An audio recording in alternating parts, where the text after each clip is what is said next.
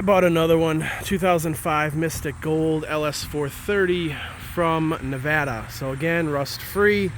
Got a couple others still here, the 460 on the end, and then my 365,000 mile one, and then the Arizona car. So this one has me a little bit concerned. Let's take a look. I'll show you what we're looking at. So these all need the basic package. Hood struts are bad. You know, wiper blades are bad. Usually that's literally the most significant problems with these. Body's pretty good on this one. There's some spots. It's got the chrome sport style wheels. But body's straight. I mean, there's a little scuff there that'll probably buff out. But no major damage. And yeah, it's looking pretty good. It's kind of my first real look in the light on this thing. There's a ding on the gas door. So the rear actuators are bad. Neither left or right rear door lock works. So if you take the panels off, replace those little actuator motors. Back seat's in real good condition. Original floor mats. Nothing bad there. This is fine.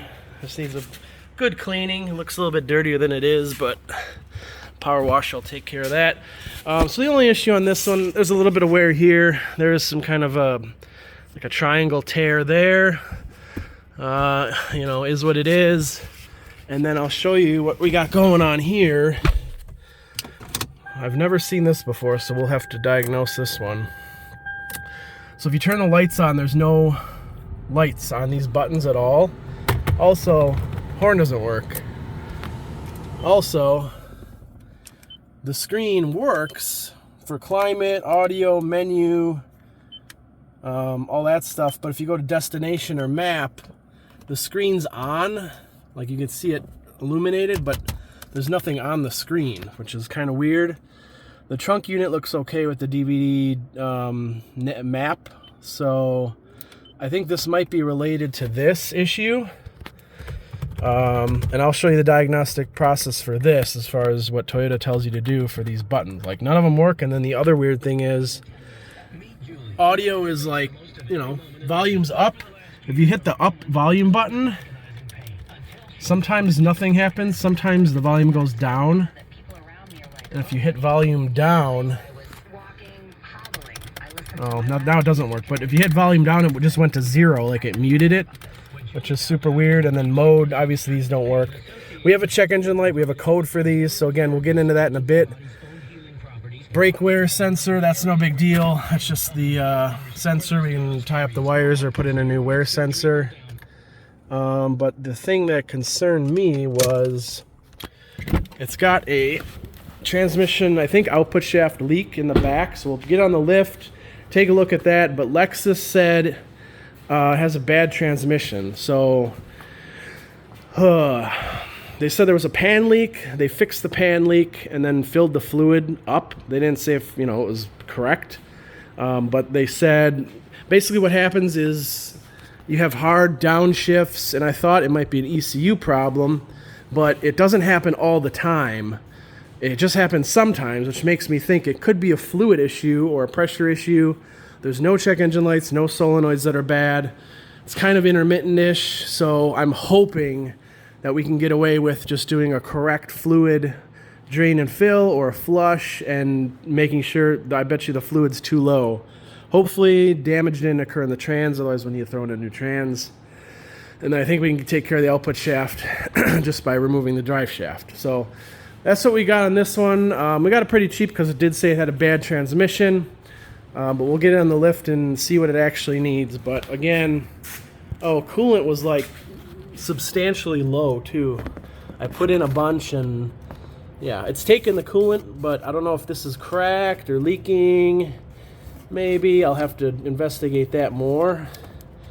But it's down probably at least a half a gallon. I put in maybe a third of a gallon and it's already empty again. So it is pulling the coolant back in when it cools. That's good. AC works, you know, nice southern southwest car, Arizona car. You got everything all clean and nice. Nothing's rusted, which is the ultimate goal. I mean, that's kind of the most important part. New battery, we like that. That saves us money. And I already pressure washed it down, but you know, aluminum's all nice, no corrosion, no pitting. The power steering hose down here and the reservoir was replaced by Lexus, so that was in the service history, although the fluid looks not great. Looks purple almost. I don't know what's going on there. Timing belt, I don't remember. I'll have to check the service history. I don't see a sticker. It's got 140K on it, but it had to have been done, right? So let's get on the lift. I'll show you what's going on with the transmission after I fill up the coolant, and we'll go from there. Looks like we do not have a rear leak. This is just from the old leak, so that's good. It appears they just tried to, they sealed up the pan, and then like I said, somebody at Lexus filled it.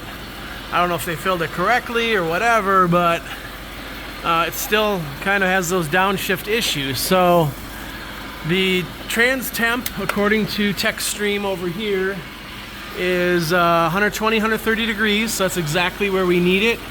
And what we're going to do is we're going to take this out and see what comes out. We should have fluid trickling out if the level inside the pan is correct. It really comes down to this, guys. Is it overfilled? Is it underfilled? Is it correct? Looks okay. The fluid is like a reddish, so that does look correct. The classic Southwest exhaust, where there's just absolutely zero rust. You know, the diff still looks brand new. We got the paint pen on there from the factory. Everything is gold. And, you know, no crazy damage under here. Everything looks good. Alright, right rear corner of the trunk, you've got your navigation drive. This is the DVD for the maps. That part number interchanges with a few other Lexus models. There's two screws, one here, and this thing kind of, you may have to loosen this because it just barely gets caught by this plastic. But essentially this thing kind of rotates up and then pulls out of the brackets. So you see it's like a rotating bracket here, like kind of like a hard drive. And you'll see here it says, you know, there's the close that closes the drive, and then you slide it to the left, it opens it. If you hit or eject, it'll eject your map. Now that's fine. However, if you look here at our navigation screen, we've got that black screen. Now the important thing here is that every other function works. So the screen works, AC works, the radio works. The only thing that does not work is the navigation. So if you have that problem, there's nothing here. The navigation drive in the trunk is the issue. We replace that, we'll get our navigation back. Now the steering wheel switch issue in the horn. Interesting. You'd think maybe clock spring, but let's go through the process, what Toyota says to do. Alright, steering wheel controls. So we have a TSB here from Toyota Lexus that's specifically for audio steering wheel control abnormal operation. So customers may experience a condition for their steering wheel audio controls not working. Proper procedures for initializing the steering wheel. When performing any service that requires disconnecting the battery, or whenever the Lexus accessory dual mode phone system is removed from the vehicle, the steering wheel mounted controls may need to be reinitialized. So they know it's a problem. I don't know if it's going to fix our problem, but we'll give it a shot. So here's our diagram, components. We've got, this is SC and this is LS. We've got the up channel, down channel, and mode. So it tells you, you know, be familiar with the switches. Initialization procedure. So the phone doesn't have a phone in the car. Insert the key in the ignition, turn it into accessory. Within 30 seconds, perform 2 and 3. So we have to hold the audio mode for more than 10 seconds. And then after you release the mode, press the channel up 3 times and the channel down 3 times within 5 seconds. Okay, and then switch to on, then off. So let's try to remember what we got to do here. So key accessory, hold for 10 seconds, and then up and then down. Okay? So accessory, 1, 2, 3, 4, 5, 6, 7, 8, 9, 10. 1, 2, 3, 1, 2, 3. Turn the ignition on and then off. Confirm proper operation of the steering wheel controls. If the initialization does not restore audio, refer to DTC 1285, which is steering pad is basically no communication. So, okay. And then here's our B1285 steering pad switch communication stop. That's the mirror, by the way. Not having a good time. Let's just keep that where it's going. I don't know why it's moving in non-stop directions. All right, so what do we got here? We've got nothing. Audio up. Oh, we've got, nope, see it goes, well now it's no, see, if you push up, it goes like, it's all over the place. So up is actually turning the volume down. Down goes to 0. So we've got some problems here. So let's see here. They're working though. It's obviously working, but the problem is that's the volume, not the mode. The channel up, down, and mode still doesn't do anything here. So mode, yeah. So we're still dead in the water. The other thing, these don't work either. So if they're tied together, and then the horn situation. So this is really an interesting problem for me because here's the steps to kind of figure it out. Here's the combination switch assembly. So here's the steering pad switch. You have the communication, MPX. Goes to the driver's side junction block ECU. Battery ground. We verified the security fuse is good under the driver's footwell area. So it's getting power. We can't check a ground because we'd have to pull the switch out, but we'll have to do that next. And that's really it. So here it says check the switch. It can't, so go to step 2. Check resistance of the communication line. So we'll need to do that, but before we do that, we're gonna have to figure out the horn because I gotta pull this out and just do some measurements. The horn fuse in the under the hood is good. It's getting power. So I'm wondering if there's a clock spring issue or ground issue in here. That somebody was in here. I don't know. Who knows? So after, this is checking the communication line, the MPX line between ECUs. So is this line good, or is that broken or cut or something? Could be, but again, we don't have any lights either. So that's another thing that with power and ground, you should at least get lights, illumination on these, but we don't. That's another thing to think about. So if your comm line, the MPX is good, then you're supposed to inspect the fuse, the 7 amp fuse, but ours was good, so I don't know what's going on here. And then if the fuse is good, check the wire harness, combination switch assembly, body ground. So we're going to have to check here under the horn or the airbag assembly to see if we actually have positive and ground going to it. And that's kind of the last step. And if we do have power and ground, then you just got to replace the switch because that's the last thing going on. So we're here because if the horn worked and these didn't work, I mean, maybe I'd check the comm line, but it just leads me to think there's something going on with the ground in here, that this whole wheel is just not getting either power or ground. So we're going to try to figure this out, pull the horn out, and go from there. So here's what we got.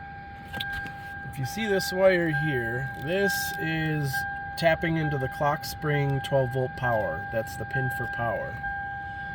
Now, if we measure that with the ignition on, you'll see we get battery voltage, which is good. And then we're looking at this diagram, so that's second one. Battery is number 8, which is what we just measured. That's good.